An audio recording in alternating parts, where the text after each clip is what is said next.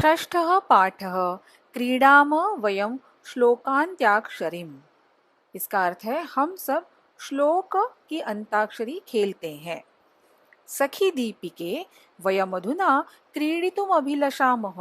हे सखी दीपिका, हम सब अब खेलना चाहते हैं। अरे भारती, बहिः वृष्टिः अस्ति, कथम क्रीडामः। हे भारती, बाहर तो बारिश है, कैसे खेलेंगे। वृष्टिः अस्तु नाम, इच्छा अस्ति चेत क्रीडामः। वृष्टि होने दो, इच्छा है तो खेलते हैं। बहिर्गमनस्य आवश्यकता एव नास्ति, बाहर जाने की आवश्यकता ही नहीं है। एषा नूतना क्रीडा अस्ति भोः, अंत्याक्षरी क्रीडा इति। ये तो नई क्रीड़ा है, ये एक नया खेल है। अंताक्षरी क्रीड़ा, अंताक्षरी का खेल। किम अंत्याक्षरी क्रीड़ा, अहमपि क्रीडामि। क्या अंताक्षरी का खेल, मैं भी खेलूंगी। अवश्यम आगच्छन्तु, वयम सर्वे क्रीडामः। जरूर आइए, हम सब खेलते हैं। सखी तर्हि क्रीडायाः नियमान् सूचयतु। हे सखी, तो फिर खेल के नियम बताओ। वयम गणद्वयम रचयामः, हम दो गण रचेंगे, अर्थात दो गट या दो ग्रुप करेंगे। प्रथम गणस्य नाम ज्ञानमाला एवं च द्वितीय गणस्य नाम रत्नमाला। तो पहले दल का, पहले ग्रुप का नाम होगा ज्ञानमाला और दूसरे दल का नाम होगा रत्नमाला। आदौ प्रथमगणस्य सदस्यः एकं पद्यं गायति। पहले प्रथम गण का सदस्य, कोई मेंबर, एक पद्य गाता है। तस्य पदस्य अन्तिमेन व्यञ्जनवर्णेन द्वितीय गणस्य सदस्यः सदस्या वा अन्यं श्लोकं गायति, एवं क्रमशः क्रीड़ा प्रचलति। तो पहले प्रथम गण का सदस्य एक पद्य गाता है, उस पद के अंतिम व्यंजन वर्ण से दूसरे दल का, दूसरे ग्रुप का सदस्य या सदस्या कोई श्लोक, दूसरा एक श्लोक गाते हैं। इसी तरह से क्रमानुसार ये खेल आगे बढ़ेगा। अहो महान आनंदम भविष्यति तर्हि क्रीडामः। अरे बहुत मजा आएगा, तो फिर खेलते हैं। आदौ ज्ञानमालागणः र इति अक्षरात् पद्यं गायति, ततः रत्नमालागणः वदति। पहले ज्ञानमालागण र इस अक्षर से शुरू होने वाला पद्य गाएंगे, बाद में रत्नमालागण बोलेगा। रूप यौवन संपन्ना विशाल कुल संभवाः, विद्याहीना न शोभन्ते निर्गंधा इव किंशुकाः। अन्वय है, रूप यौवन संपन्नाः विशाल कुल संभवाः, परंतु विद्याहीनाः जनाः निर्गंधाः किंशुकाः इव न शोभन्ते। येषां सुन्दरं रूपमस्ति, यौवनमस्ति, उत्तमे कुले जन्म अपि प्राप्तं, किन्तु ते यदि विद्यायाः अर्जनं न कुर्वन्ति तर्हि तेषां शोभा न भवति। यथा पुष्पिताः पलाशवृक्षाः दर्शने अतीव सुन्दराः सन्ति, किन्तु तेषु सुगन्धः न भवति, जनाः तेषाम् उपयोगं न कुर्वन्ति। अतः रूपस्य, यौवनस्य, उच्चकुलस्य च अपेक्षया विद्या एव श्रेष्ठा। सरलार्थ है, सौंदर्य और यौवन से संपन्न बड़े कुल या परिवार में जन्मे हुए क्यों न हो, परंतु अगर वो विद्याहीन है तो फूलों से भरे परंतु बिना गंध के पलाश के जैसे शोभित नहीं होते। सुंदरता, तारुण्य, उच्च कुल, इन सब से श्रेष्ठ विद्या या ज्ञान है। काव्य शास्त्र विनोदेन कालो गच्छति धीमतां, व्यसनेन च मूर्खाणां निद्रया कलहेन वा। धीमतां कालः काव्य शास्त्र विनोदेन मूर्खाणां च व्यसनेन निद्रया कलहेन वा गच्छति। बुद्धिमन्तः जनाः काव्यानां शास्त्राणां च अनुशीलनेन समयस्य सदुपयोगं कुर्वन्ति, परन्तु मूर्खजनाः शयनं कृत्वा परस्परं कलहं कृत्वा अथवा दुर्व्यसनेन अमूल्यसमयस्य दुरुपयोगं कुर्वन्ति। अतः वयं नित्यं विद्याभ्यासेन, पठनेन, लेखनेन वा समयस्य सदुपयोगं कुर्मः। बुद्धिमान लोग अपना समय काव्य शास्त्र पढ़ने में व्यतीत करते हैं, अर्थात वह अपने समय का सदउपयोग, अच्छा उपयोग करते हैं। और वही मूर्ख लोगों का समय बुरी आदतें, नींद या लड़ाई झगड़े में व्यतीत होता है, अर्थात मूर्ख लोग अपना ये मौल्यवान समय व्यर्थ करते हैं।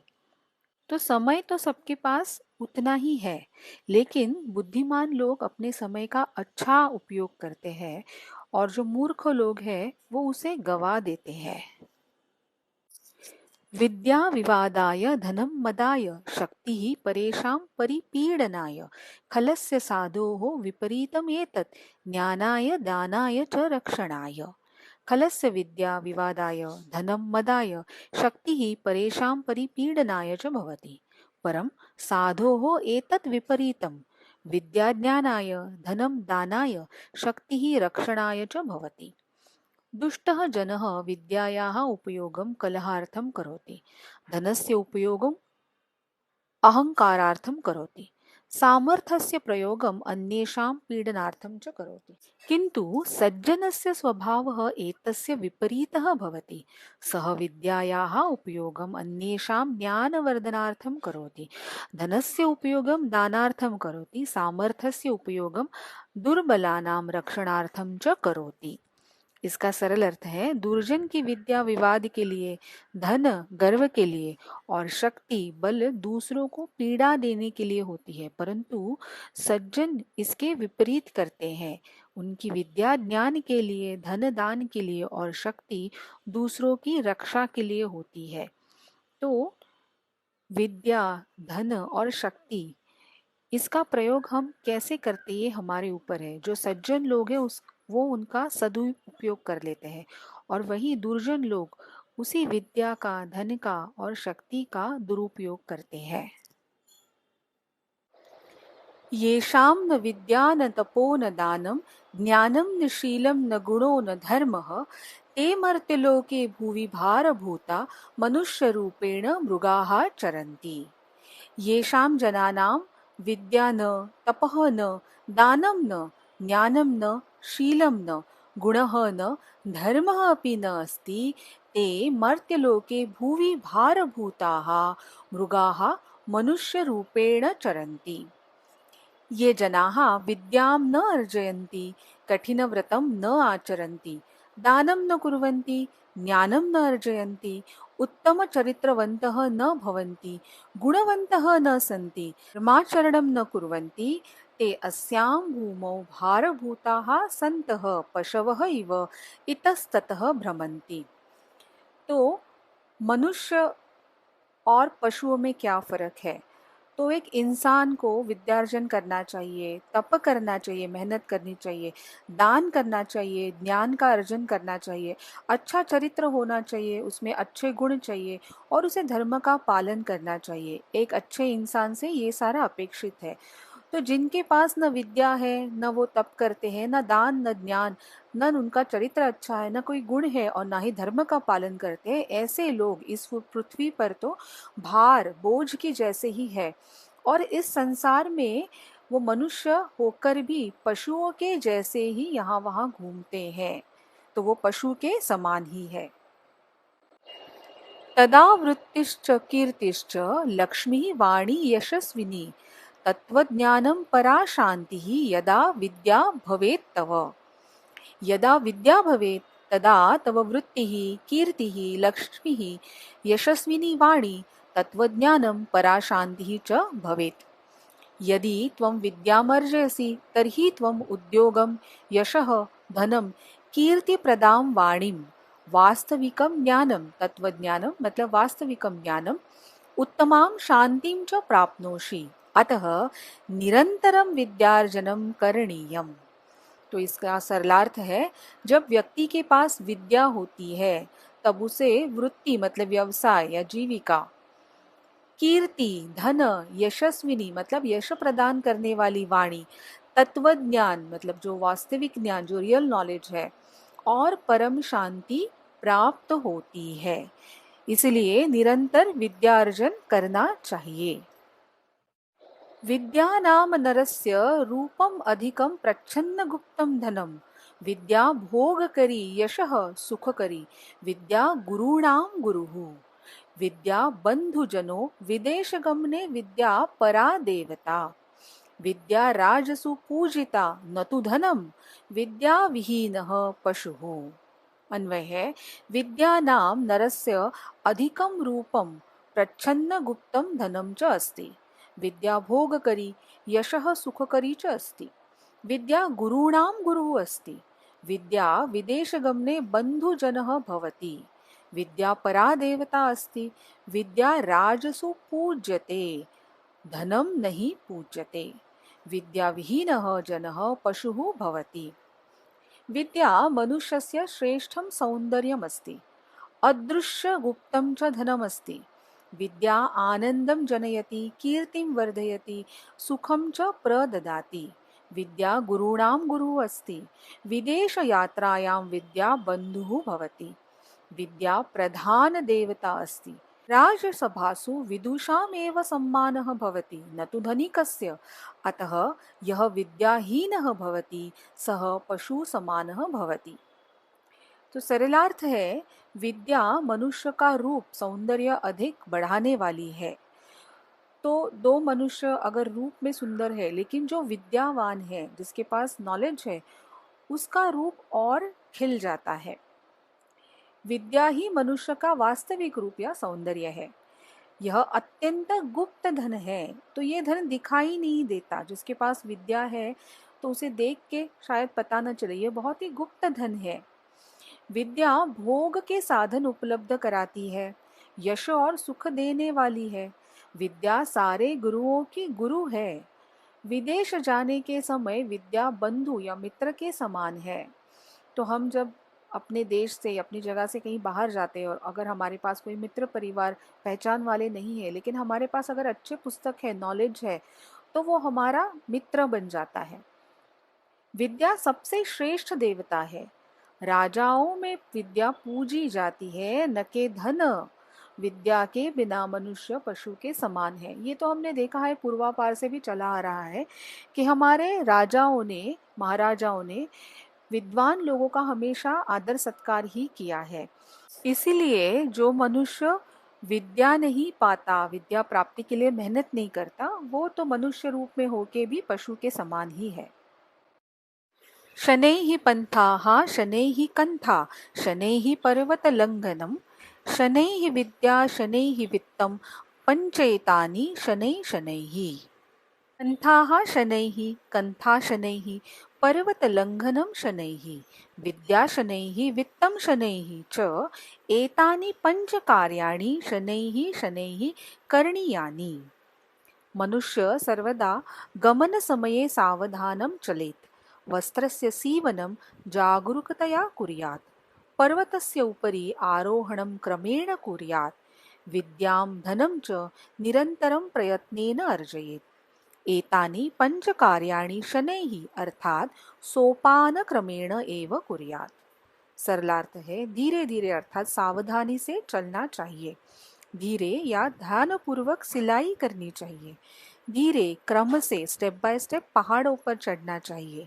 विद्या धीरे सातत्य से, निरंतर प्रयत्न से, और धन भी धीरे अर्थात निरंतर प्रयत्न से प्राप्त करना चाहिए। यह 5 काम धीरे अर्थात सातत्य, क्रम के अनुसार और ध्यान से करने चाहिए। अर्थात हमें जीवन में जब कोई अच्छी चीज पानी है तो उसको पाने के लिए निरंतर प्रयास बहुत ज़रूरी है। कोई भी अच्छी चीज़ ओवरनाइट हमें नहीं मिलती, और ऐसी अगर चीज़ मिले भी तो वो ज़्यादा समय तक हमारे पास टिकती नहीं है।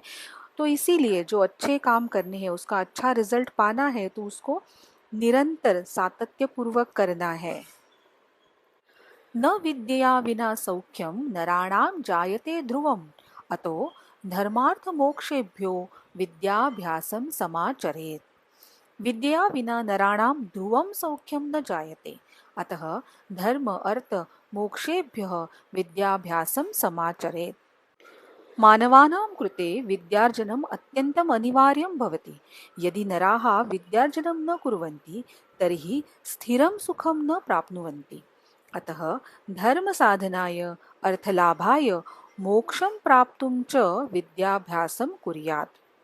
विद्या के बिना मनुष्य को स्थिर सुख की प्राप्ति नहीं होती। इसलिए धर्म को साध्य करने के लिए, धन की प्राप्ति और मोक्ष की प्राप्ति के लिए भी विद्या का अभ्यास करना चाहिए।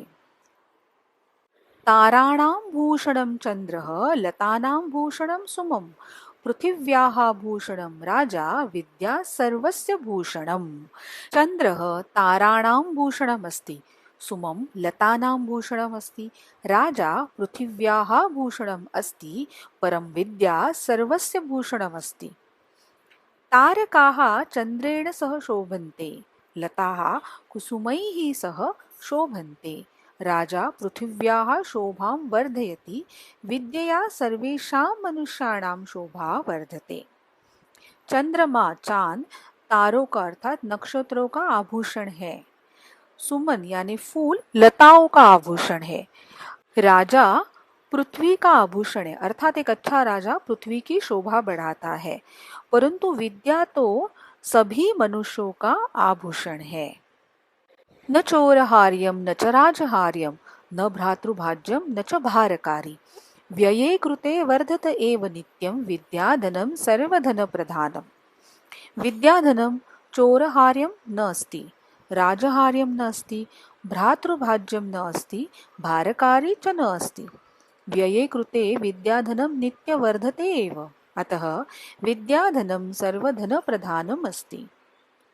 चोरः धनं चोरयितुं शक्नोति, राजा धनम् अपहर्तुं शक्नोति, भ्रातृषु धनस्य विभाजनं भवितुम् अर्हति, धनस्य व्ययेन धनं न्यूनं भवति, किन्तु विद्यारूपं धनं चोरः चोरयितुं न शक्नोति, राजा तस्य अपहरणं कर्तुं न शक्नोति, विद्याधनस्य विभाजनं न भवति, विद्या भारयुक्ता न भवति, विद्यायाः वितरेण विद्याधनम् इतोऽपि वर्धते।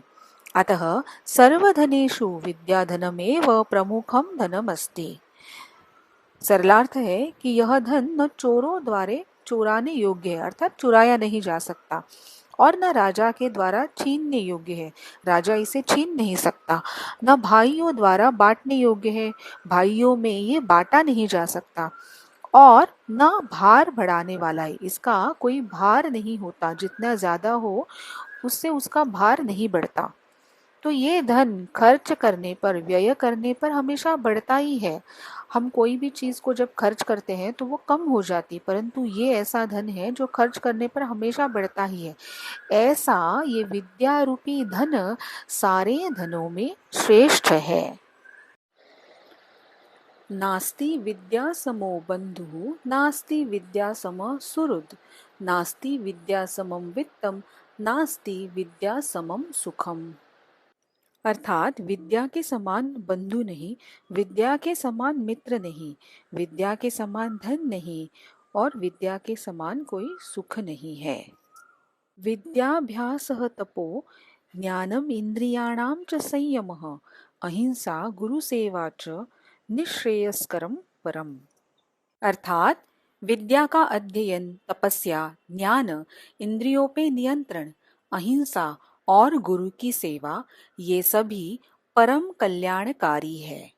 ज्ञातिभिर वंट्यते नैव चोरेण अपि न नीयते, दाने नैव क्षयं याति, विद्यारत्नम महाधनम। अर्थात विद्या का वितरण ज्ञाति जनों के द्वारा नहीं हो सकता, इसे चोर नहीं ले जा सकता, और इसे देने से यह कम नहीं होती। ऐसा ये विद्या रूपी रत्न महान धन है। क्षणशः कणशश्चैव विद्याम अर्थम च साधयेत्, क्षणे नष्टे कुतो विद्या कणे नष्टे कुतो धनम। इसका अर्थ है क्षण हरेक पल गवाए बिना विद्या ग्रहण करनी है, और कण हर कण से मतलब थोड़ा थोड़ा बचा के, सेविंग्स करके धन इकट्ठा करना है। क्षणे नष्टे, अगर समय बर्बाद हो गया तो विद्या कहाँ से मिलेगी, और कणे नष्टे, अगर हमने ये बचत नहीं की, कण कण जमा नहीं किए और उसे गवा दिए, तो फिर धन इकट्ठा नहीं होगा। जैसे हर बूंद बूंद से जलाशय बन सकता है, संचय होता है, वैसे ही हर क्षण विद्या के अर्जन के लिए महत्वपूर्ण है और हर कण यानी हर सेविंग्स, हर बचत ये धन इकट्ठा करने के लिए जरूरी है।